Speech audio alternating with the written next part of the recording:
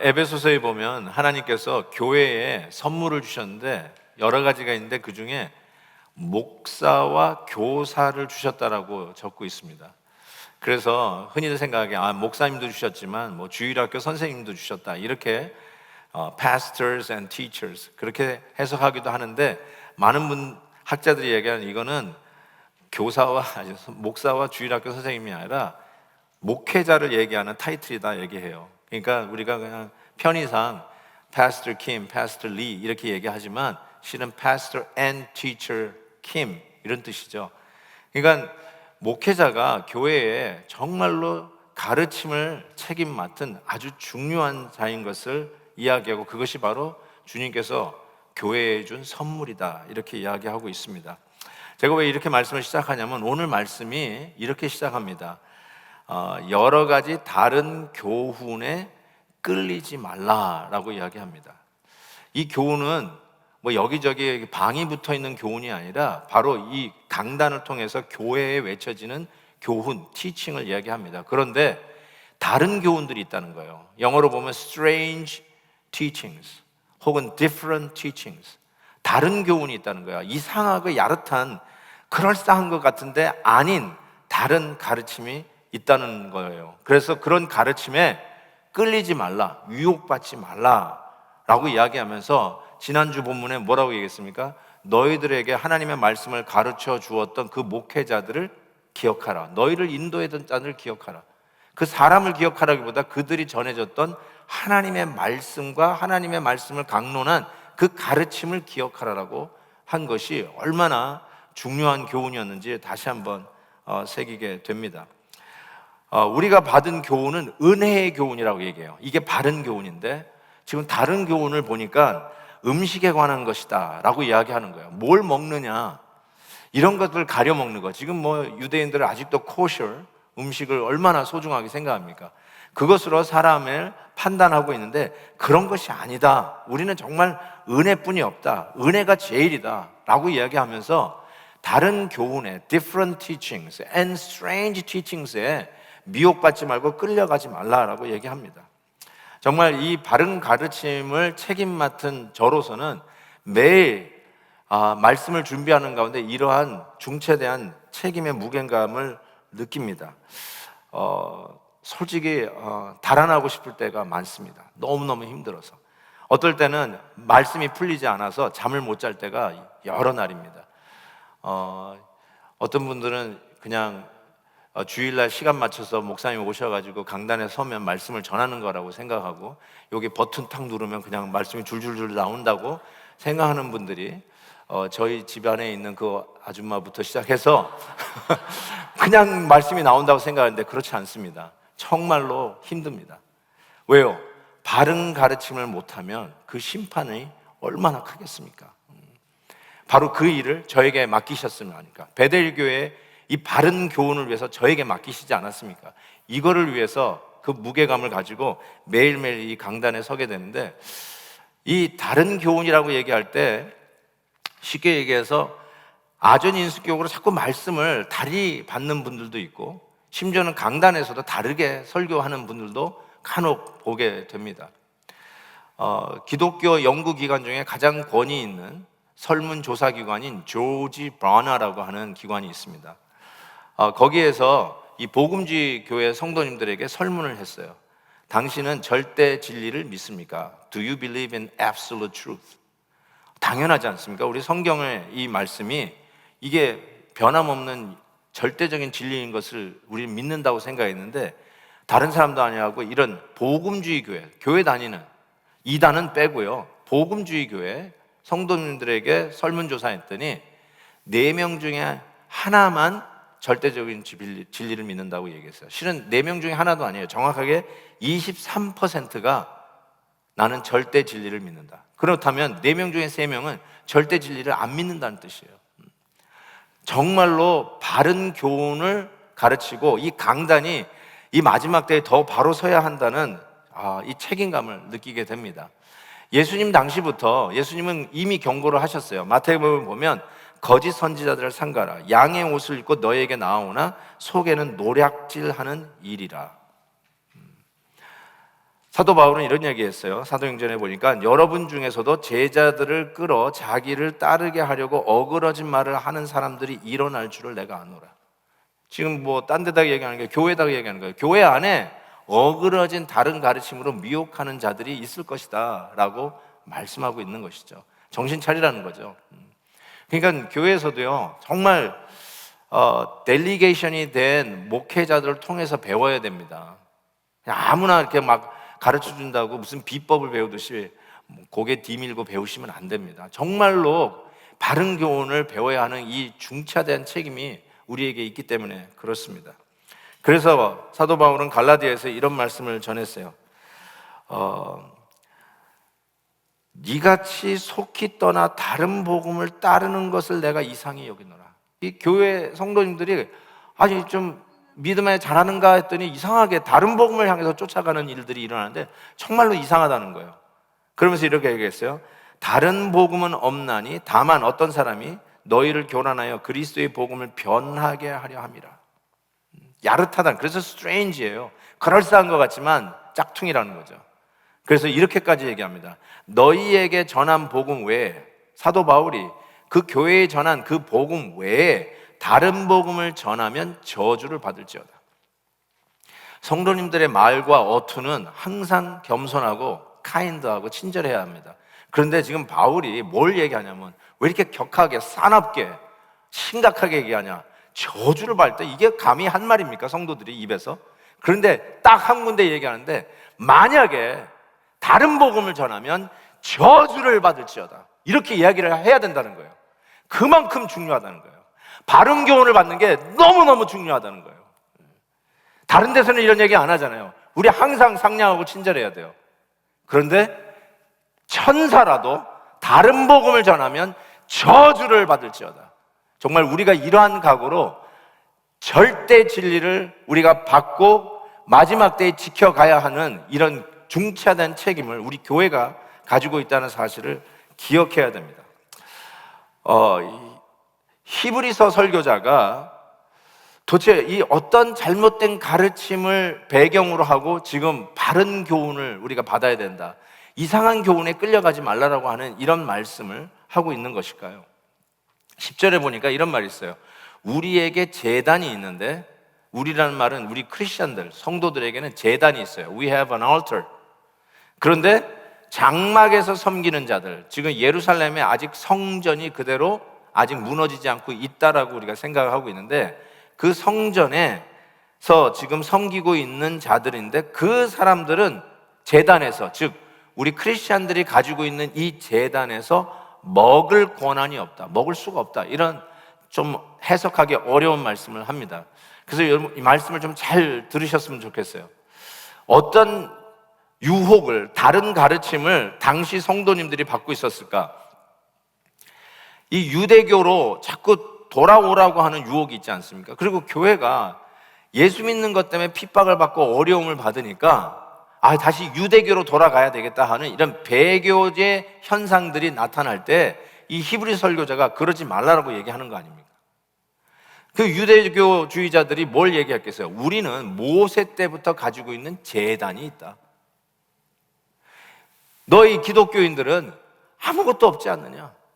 지금 이 성전에도 와보지도 못하고 그냥 흩어져서 그곳에 살고 있는데 너희들은 아무것도 없는데 우리는 모세 할아버지 때부터 전통을 가지고 온 제단이 있다. 성소의 제단뿐만 아니라 여러분 제물 가지고 들어오면 그 성전뜰에서 제물을 각을 뜨고 피를 내서 하는 그 제사를 드리는 눈에 보이고 만져지는 바로 그러한 영광스러운 성전의 제단이 우리에게 있는데 돌아와라, 다시 와라 라고 하는 유혹이 있을 때 지금 히브리서 설교자가 뭐라고 얘기해요? 우리에게 제단이 있다는 거예요. 우리에게 눈에 보이지 않지만 우리에게 진짜 제단이 있다는 거예요. 그러면서 이 제단이 어떤 제단일까요?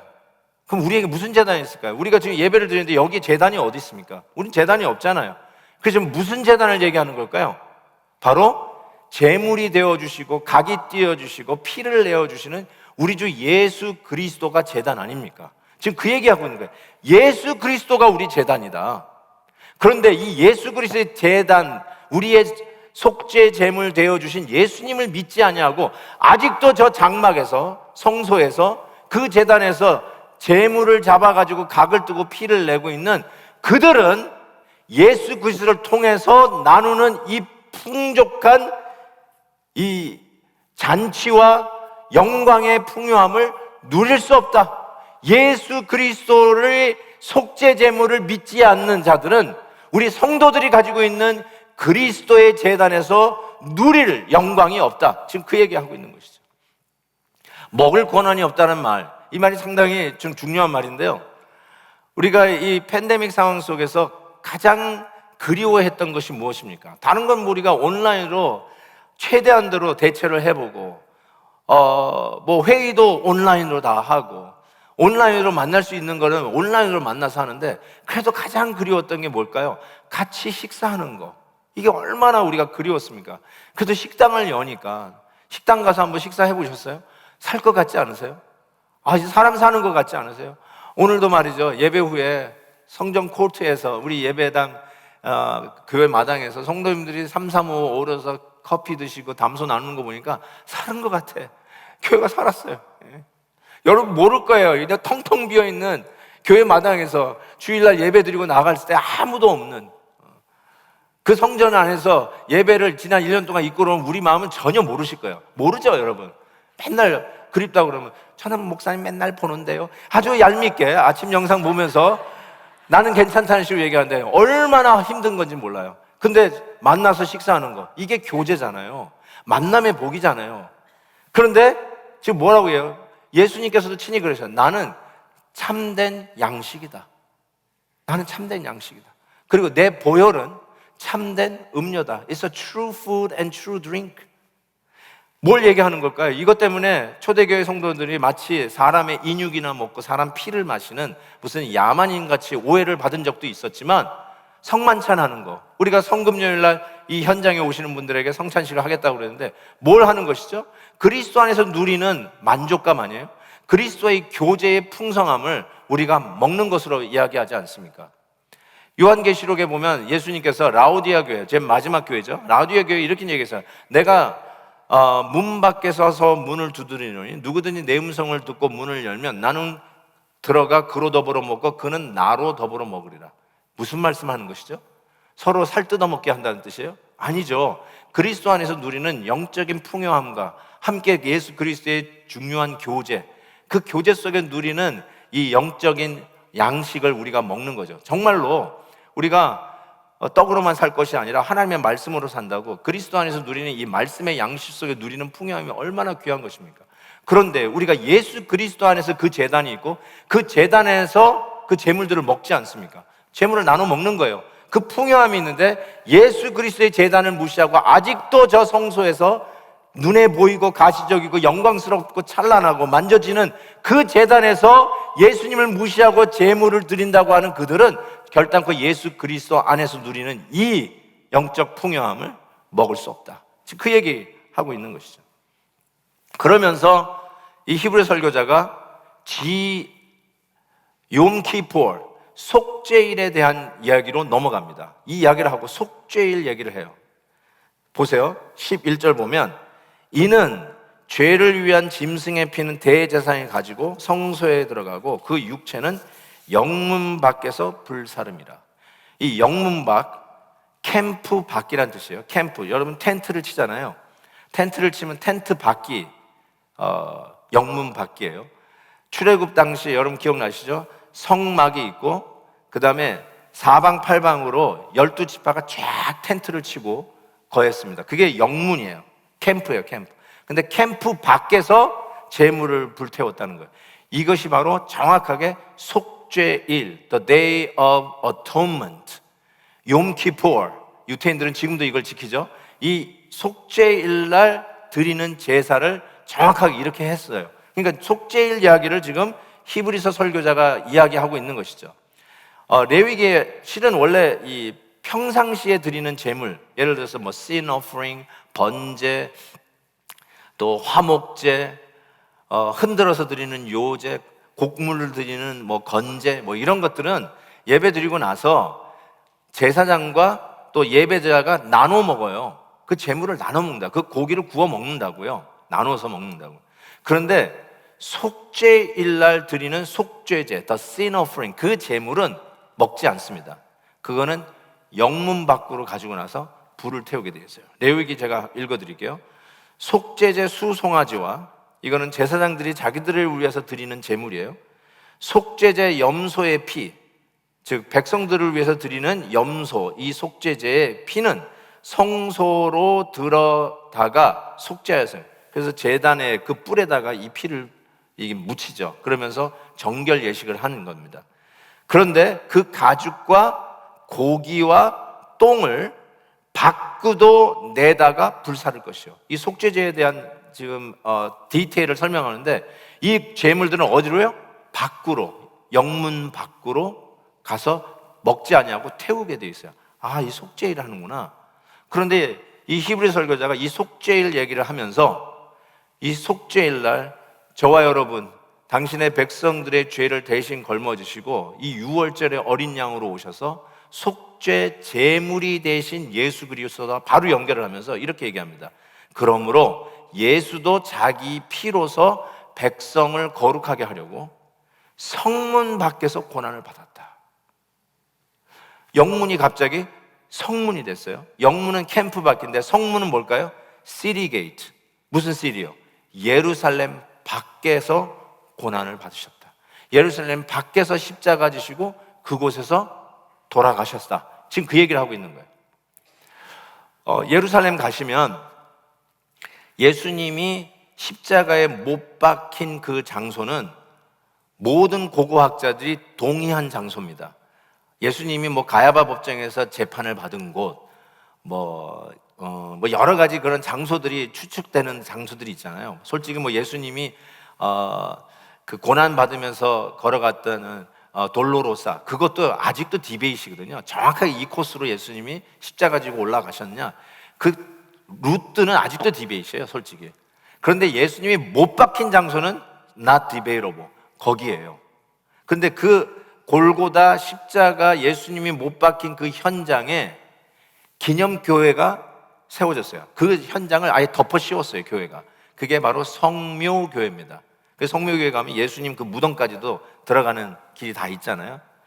자, 그 성묘교회라고 하는 그곳이 여러분 가보시면 아시겠지만, 이게 예루살렘이다, 예루살렘 도성, 시리 아니라고 생각할지 모르지만, 옛날 지도 잘 보세요. 그 골고다, 해골같이 생겼다고 해서 골고다 언덕은 예루살렘 밖입니다. 시리 게이트 밖이에요. 즉 성전이 있는 예루살렘 성 밖 골고다에 가셔서 십자가에 달려 돌아가셨어요. 이거를 히브리서 설교자가 그 당시 설교를 듣고 있었던 히브리서 성도들에게 너무나도 익숙한 속죄일 제사, 속죄일 제사 때 피는 성소로 들어가서 정결 예식을 행하지만 그 남은 가죽, 육체, 똥, 이런 모든 것들은 영문 밖으로 나가 태우지 않았느냐. 그것처럼 우리 예수님도 시리게이트, 성전이 있는 예루살렘 성 밖에서 고난받지 않으셨느냐라고 이야기하면서 결론은 이거예요. 그런즉 13절, 우리도 그의 치욕을 짊어지고 영문 밖으로 그에게 나아가자, 이렇게 얘기했어요. 우리 성도님도 고로 우리도 영문 밖으로 나가자, 이렇게 이야기하고 있어요. 지금 히브리서 성도들이 어떤 유혹 앞에 서 있습니까? 시리 게이트 안으로 들어오라는 거예요. 아무것도 보이지 않고 아무것도 만져지지 않는 그곳에서 예수 믿는다고, 보이지 않는 예수님 믿는다고 그러고 있지 말고, 찬란한 솔로몬 성전의 영광이 재현된, 그리하여 그 옛날 모세서부터 여전히 만질 수 있는 제단이 있고 눈에 보이는 제사장들이 앞에서 우리를 대신하여 제사를 드려주고 있는 이 시리 게이트 안으로 컴백, 돌아오라는 거예요. 유대교로 돌아오라는 거예요. 옛날로 다시 오라는 거예요. 너희들이 그 유익을 알지 않느냐? 왜 갑자기 예수 믿어가지고 그렇게 허허벌판에 혼자 나서서 예수 믿는 것 때문에 왜 그 어려움과 고난을 당하고 있느냐? 컴백, 유대교로 돌아와라, 옛날로 돌아오라 라고 도전하고 있을 때 히브리서 설교자가 뭐라고 얘기하느냐? 돌아가지 마라. 예수님이 바로 그 예루살렘 성전의 휘장을 가르고 성문 밖에서 십자가를 진 예수님처럼 man-made religion, 사람이 조작하여 만들어낸 종교의 틀 안에 갇혀있지 말고, 고난이 있고 어려움이 있다 할지라도 시리 게이트 밖으로, 골고다를 그 십자가를 진 그 영문 밖으로 나아가라. 어려워도 나아가라. 즉 말해요, 옛날로 돌아가지 말라는 거예요. 옛날로 돌아간다고 눈에 보이고 가시적인 그 예루살렘의 성전으로 돌아가지 말고, 눈에 보이지 않지만 보이는 것보다 더 뚜렷한 예수 그리스도의 제단에서 누리는 그 영적 양식을 누리는 그 자리에 머물러 있어라. Don't go back. 옛날로 돌아가지 말라는 거예요. 우리가 얼마나 옛날로 돌아가려고 하는 유혹들이 많습니까? 나 예수 믿는 게 이렇게 힘든 건 줄 알았으면 예수 안 믿겠대요. 그러신 분이 계세요. 목사님, 예수 믿는 게 이렇게 힘든 건지 몰랐어요. 옛날이 차라리 낫어요. 정말로 옛날이 나았다고 생각하십니까? 출애굽 광야 백성들이요, 광야에서 조금 어려우니까 노예살이 했던 애굽이 더 좋았대요. 조금 배가 고프니까 노예살이 하면서 먹었던 애굽에서의 그 음식이 더 좋았다라고 착각해요. 그건 착각입니다. 완전 실수죠. 사탄의 속임수에 넘어간 거죠. 예수 믿으면서 조금 힘들다고 예수 믿기 전이 좋았다고요? 차라리 예수 믿기 전으로 돌아가겠다는 거예요. 옛날로 돌아가겠다는 거예요. 옛날에는 거짓말해도 뜨끔한 적이 없어요. 거짓말해도 양심의 가책이 없었는데 예수 믿고 나니까 뜨끔뜨끔하는 거야. 괴로운 거예요. 옛날에는 그냥 눈 감고 그냥 착복하고 삥땅하고 전혀 문제가 없었는데 예수 믿고 나니까 그게 전부 다 죄예요. 잘못 걸린 거야. 이렇게 힘든 줄 몰랐어요. 성도들이 모여서 예배드리는 이 분위기가 너무너무 좋은 거예요. 사랑하고 화목하고. 근데 막상 교회에서 섬기다 보니까 왜 이렇게 힘든 사람들이 많아요? 왜 반대하는 사람들이 이렇게 많아요? 교회 생활 이렇게 하는 거 아니구나, 정말 힘들구나 하면서 아예 차라리 예수 안 믿을 때는 소주 한 잔 먹고 턱턱 풀던 그 옛날이 더 좋다는 거예요. 그러면 자꾸 옛날로 돌아가려고 그래요. 옛날 생활이 좋고 내 마음대로 살던 생활이 좋고 내 마음대로 말하고 내 욕심대로 살던 그 생활이 더 좋다고요? 뭐라고 그래요? 예수 믿는 게 힘들다고요?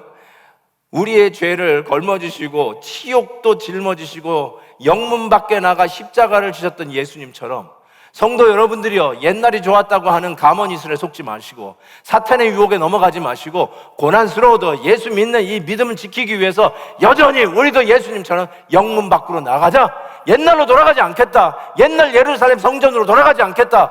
우리는 예수 그리스도가 제단이다. 예수 그리스도가 나의 성전이다. 바로 그런 신앙을 가지고 어려워도 믿음을 지키며 가자라고 히브리 설교자가 힘줘서 설교하고 있는 것입니다. 생각해 보세요. 얼마나 비아냥거렸을까요? 우리는 예루살렘 성전에 이 아름다운 성전이 있는데 너희들은 뭘 가지고 있느냐? 아무것도 가지고 있지 않고 기껏해야 냄새나고 피로 쪄든 십자가, 그 나무 토막 하나 붙들고 뭘 그렇게 믿음 지킨다고 고난을 받으면서 핍박을 받으면서 생명의 위협을 안고서도 왜 그러고 있느냐? Come back, come back. 그 더러운 피에 쪄든 나무 십자가 던져버리고 예루살렘의 이 성전의 영광으로 다시 돌아와라. 이렇게 유혹하고 있을 때 히브리 설교자가 뭐라고 얘기했냐면 영문 밖에서 십자가 지신 우리 주님처럼 그 십자가 현장으로 나아가라는 거예요. 십자가 포기하지 말고 십자가 들고 나가라는 거예요. 어떻게 나갈 수 있을까요? 오늘 본문 14절에 이렇게 얘기했죠. 우리가 여기에는 영관 도성이 없으므로 장차 올 것을 찾나니. 눈에 보이는 것 같지만 그 영구한 게 아니거든요. 그래서 히브리서 설교자가 믿음장에서 뭐라고 얘기했어요? 아브라함이 그의 아들과 야곱과 함께 장막에 거하였다고 그랬어요. 제가 말씀드린 거 기억나죠? 이민 생활에서 중요한 건 자기 집 장만하는 거 아니에요. 그런데 아브라함이 돈이 없어서도 아닌데 왜 손주 때까지도 텐트에서 살았느냐? 뭐라고 그랬어요? 하늘 도성을 바라봤기 때문에, 진정한 장막을 바라봤기 때문에 오늘 이 땅에서 얼마나 크고 나이스한 집에서 사느냐가 중요한 게 아니었죠. 모세가 그 바로의 궁전에서 차기 대권 주자 아니었습니까? 그럼에도 불구하고 그것을 버리고 자기 백성과 함께 고난을 선택했던 이유가 뭐예요? 저 하늘에서 상 주시는 이심을 바라봅니다. 이게 믿음의 사람들의 모습 아니에요.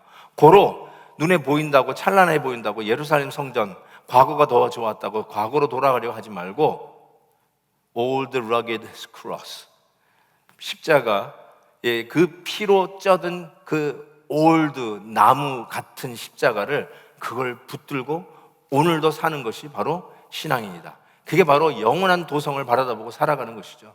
정말 우리 성도님들이 예수 믿는 이유가 이 땅에서 잘 살고 이 땅에서 건강하고 이 땅에서 복을 누리며 사는 것이 전부라면 사도 바울의 말처럼 우리야말로 이 세상에서 가장 비참하고 불쌍한 자다. 고린도전서 15장, 만일 그리스도 안에서 우리가 바라는 것이 다만 이 세상의 삶뿐이면 모든 사람 가운데 우리가 더욱 불쌍한 자니라. 바로 이것이 우리들의 고백 아닙니까? 맞아요. 보이지 않지만 영원한 도성, 눈에 보이지만 그건 결단코 영원하지 않는 그것에 유혹받지 말고 믿음 지키며 살자라고 하는 이 히브리서 설교자의 말씀. 영문 밖으로 나가자. 영문 밖으로. 보이는 것 쫓아가지 말고, 잠깐인 것 쫓아가지 말고, 잠시 우리 일신의 평안을 위해서 유혹하는 것에 넘어가지 말고 믿음 지키며 살자. 고난받아도 이 신앙의, 이 믿음의 가치를 붙들고 살아가자. 다른 거 그냥 양보할 수 있어요. 그렇지만 예수 그리스도의 십자가, 영문 밖으로 나아가는 것, 이 십자가만큼은 붙들고 가자는 것이죠. 이 세상은요, 이 십자가에 그렇게 반응을 합니다. 제 생각엔 그래요. 제가 보기에는 기독교에서 십자가를 딱 빼면 모든 세상이 우리 기독교를 환영할 것 같아요. 틀림없어요. 기독교에서 십자가를 딱 빼면 모든 사람이 좋아할 것 같아요. 근데 이 십자가가 있기 때문에 이 세상이 그렇게도 기독교를 싫어하는 것이죠. 고린도전서 1장에 이런 말씀을 했어요. 십자가의 도가 멸망하는 자들에게는 미련한 것이요 구원을 받는 우리에게는 하나님의 능력이라. 23절, 우리는 십자가에 못 박힌 그리스도를 전하니 유대인에게는 거리끼는 것이요 이방인에게는 미련한 것이로되 오직 부르심을 받은 자들에게는 유대인이나 헬라이나 그리스도는 하나님의 능력이요 하나님의 지혜니라. 아멘. 아멘. 십자가가 그런 거라는 거예요. 십자가가 우리에게 능력이에요. 세상이 그렇게 우리를 싫어하는데 싫어하는 이유가 이 십자가 때문이라는 거예요. 십자가 붙들고 가라는 거예요. 음식을 먹을 때요, 뭐 예를 들어서 잡채 같은 거 쉽게 쉬잖아요. 근데 음식을 먹을 때 쉰 냄새가 났는데 이게 정말로 상한 음식인지 끝까지 먹어보고 판단할 이유는 없어요. 그렇죠? 이게 냄새 나는데 그래도 다 먹어봐야지. 그래가지고 그거 다 먹어놓고 결론 상했음. 이럴 이유가 없어요. 그렇죠? 그냥 보면 알아요. 계란 후라이 한다고 딱 날계란을 접어가지고 딱 깨가지고 딱 후라이팬에 넣는데 딱 보니까 이상해. 상한 거예요. 그런데 정말로 상했는지 그거를 잘 구워가지고 다 먹어본 후에 상한 계란이구만. 이럴 이유가 없어요. 사랑하는 성도 여러분, 이 세상에서 유혹하는 참으로 아름다운 것들이 너무 많은데요, 우리는 분명히 알 거는 십자가가 없으면 아닙니다. 근데 십자가가 있으면 맞습니다. 그걸로 그냥 분별하시면 돼요. 아무리 아름답다 할지라도 십자가가 빠져 있으면 아웃이에요. 아니에요. 그거 끝까지 이게 참인지 아닌지를 구별하기 위해서 2단의 경전을 처음부터까지 다 꼼꼼히 읽어볼 필요 없어요. 여러분 무슨 비교 종교학 교수가 될 것도 아니면 그거 할 필요 없어요. 십자가가 없으면 아웃이에요. 십자가가 있으면 맞는 거예요. 십자가가 아니면 아닙니다. 확실해요. 지금 그 얘기하고 있는 거예요. 십자가로 살고 십자가로 죽는 게 기독교예요. 십자가가 절대예요. 다른 타협이 없어요. 그래서 우리가 성도들이 잠시의 안녕과 편안함을 위해서 자꾸 영문 안으로 돌아와라, 다시 시리로 돌아와라, 성 안으로 들어오라 하지만 우리가 믿음의 가치를 지키기 위해서 우리 주 예수 그리스도께서 우리의 죄를 짊어지시고 치욕을 짊어지고 영문 밖으로 나갔는데 그 예수 그리스도를 나의 주 나의 하나님을 믿는 이 시대의 성도들이여, 주님을 위하여 고난받는 것을 염려하지 말고 우리도 주님처럼 영문 밖으로 나아가자. Let's get out. Stay outside. 사람이 만드는 그럴싸한 종교의 틀에 갇혀 있지 말고, 그래서 율법주의로 사람이나 비판하고 판단하는 근사한 바리새인 되지 말고 get out, get out. 영문 밖에서 우리 주님이 당한 그 고난을 넉넉히 우리도 지고 오늘 이 시대에 진리를 위해서 십자가, 그 놀라운 우리 주님의 제단, 우리를 위하여 희생제물이 되어주시고 죽어주신 예수님의 십자가 붙들고 끝까지 코로나 숲뿐 아니라 이 코로나 이후에 더 기승할 죄악의 숲을 당당하게 뚫고 가는 이 시대의 하나님 백성 되시기를 주의 이름으로 축원합니다. 사도 바울이 이랬어요. 고린도서 2장 2절, 내가 너희 중에 예수 그리스도와 그가 십자가에 못 박히신 것 외에는 아무것도 알지 아니하기로 작정하였느니라. 됐어요. 십자가 외에 아무것도 이제는 배우지 않겠도 작정했다, 그 뜻이 아니라 십자가, 이것이 가장 중요하다는 거예요. 이거 놓치면 안 된다는 거예요. 십자가 없으면 아무리 맛있어 보여도 먹지 마세요. 상한 거예요. 잘못된 복음이에요. Strange teachings. 이상한 거예요. 십자가, 이거 꼭 붙으셔야 돼요. 우리 주 예수 그리스도의 놀라운 은혜와 영광이 십자가를 붙들고 꿋꿋이 이 시대에도 어렵고 힘들고 손해를 본다 할지라도 타협하지 아니하고 예수 그리스도의 절대 진리, 십자가의 복음을 들고 십자가 복음 끝까지 쫓아가는 사랑하는 주의 백성 되시기를 주의 이름으로 축복합니다. 우리 같이 한번 찬양하겠습니다. 구주와 함께 나 죽었으니 구주와 함께 나 살았도다. 정말 이 찬양을 부르는 게 십자가 보면서 부르는 노래라고 저는 생각해요. 아, 이게 십자가 붙들고 한다는 뜻이구나. 그래서 힘들고 어려워도 십자가 지신 우리 주님 바라다 보면서 십자가에서 함께 죽고 다시 산 이 놀라운 은혜를 생각하면서 꿋꿋하게 이 믿음으로 가야 되겠다, 이런 결단을 해봅니다. 우리 1절과 2절을 찬송하면서 정말 우리의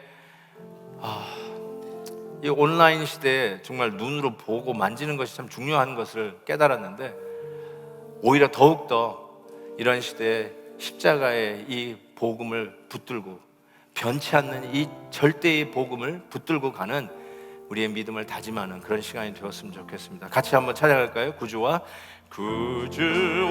함께 나 죽었으니 구주와 함께 나 살았도다. 영광의 기약이 이르도록 언제나 주만 바라봅니다. 언제나 주는 날 사랑하사 언제나 새 생명 주시나니 영광의 기약이 이르도록 언제나 주만 바라봅니다. 마음속에 지어는 하늘 때와 무거운 근심이 있을 때 주께서 그때도 같이 하사 언제나 나를 도와주시네. 언제나 주는 날 사랑하사 언제나